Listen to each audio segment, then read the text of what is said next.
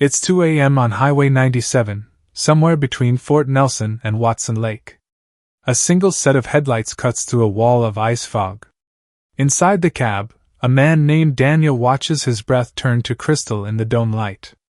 Outside, the thermometer bolted to his mirror reads -49°C. There is no gas station for 180 kilometers. No cell signal. No other soul on the road.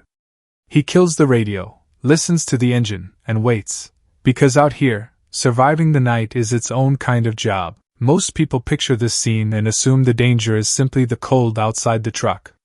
Crank the heater, climb into the bunk, problem solved, or so it seems. But the real threat isn't the air around the driver. It's everything mechanical and chemical happening underneath him, in places he can't see and can't always control. Diesel fuel itself starts to wax and gel as temperatures drop below -40°C. Batteries lose up to 60% of their cranking power. And the engine that keeps him alive can stop working long before sunrise, which means the real survival skill isn't staying warm. It's keeping a 15-ton machine from quietly dying underneath him. Here's the myth almost everyone believes, that truckers simply idle their engines all night to stay safe, and that's the end of the story. It isn't. Transport Canada and most provinces actually restrict idling time in certain zones to reduce emissions and fuel waste, and many trucking companies financially penalize excessive idling because it burns through fuel at a brutal rate. At -45°C, an idling diesel engine can consume close to 3.8 liters per hour just keeping itself alive, without even producing enough cab heat to guarantee comfort. At today's diesel prices, that's roughly 7 CAD an hour, every hour, just to not freeze. Idling isn't a luxury out here. It's a calculated risk. So what actually keeps these drivers alive? It starts with equipment most people have never heard of.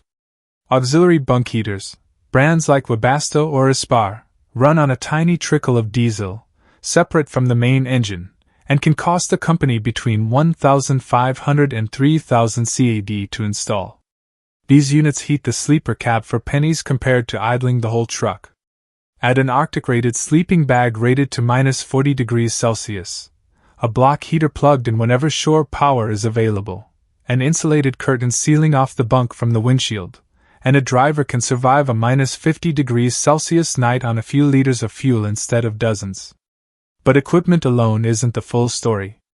The numbers behind this job get more extreme the deeper you look. A fully loaded Canadian semi can weigh up to 63,500 kilograms gross combination weight, and at -40°C, steel becomes brittle enough that brake lines and air hoses can crack on impact with a pothole. Tire pressure drops roughly 1 psi for every 5.5 degrees Celsius the temperature falls, meaning a tire correctly inflated in Calgary can be dangerously underinflated by the time a driver reaches Whitehorse. Diesel exhaust fluid, required under federal emissions law, actually freezes solid at -11°C, so trucks carry heated DEF lines just to keep emission systems legal and functional. Every single one of these systems has to work simultaneously, all night, with no mechanic for hundreds of kilometers. Distance is the silent enemy on routes like the Alaska Highway, the Dempster Highway, and Northern Ontario's Highway 11 near Hearst and Wawa. Some stretches go 200 to 250 kilometers without a single open fuel station in winter months, and provincial transport authorities will occasionally close entire highway sections without warning when whiteout conditions hit. Under federal hours of service rules enforced by the CVSA, drivers are legally required to take a 10-hour break after 13 hours of driving, meaning many are forced to stop in exactly the kind of remote, unserviced area where conditions are most dangerous. There's no choosing a safer spot when the law and the clock decide for you. So what happens when the truck itself starts failing? This is where most viewers are surprised.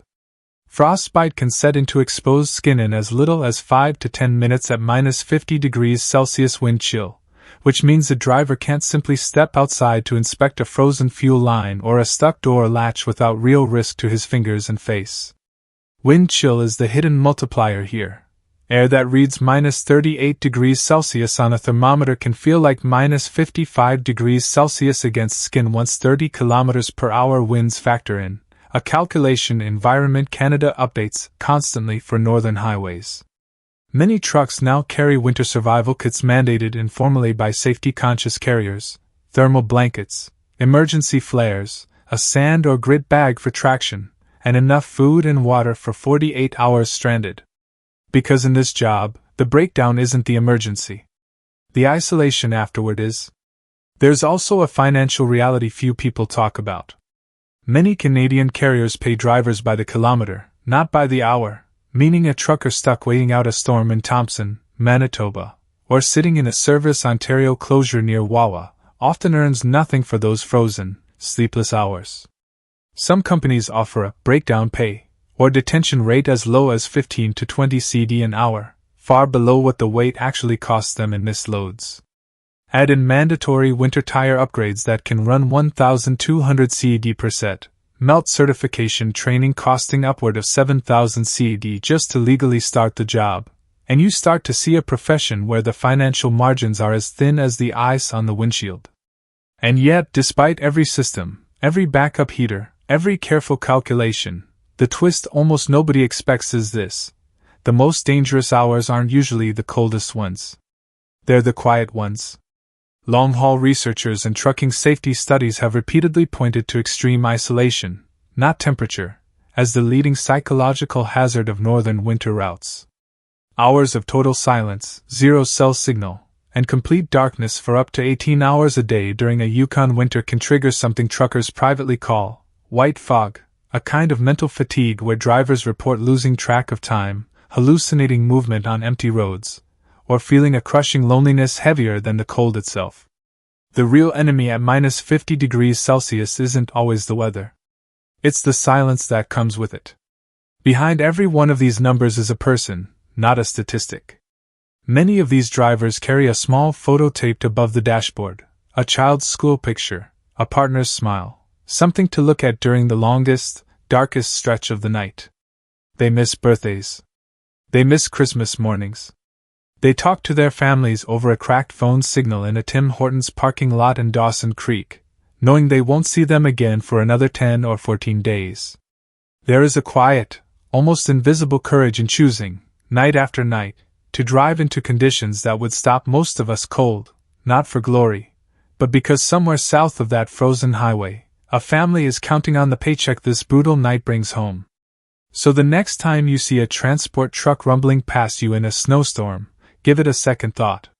Behind that windshield is someone who has survived nights colder than most of us will ever feel in our lives, armed with nothing but skill, preparation, and sheer willpower. If this story moved you, or if you know someone who's lived this life, drop a comment below. We'd genuinely love to hear it.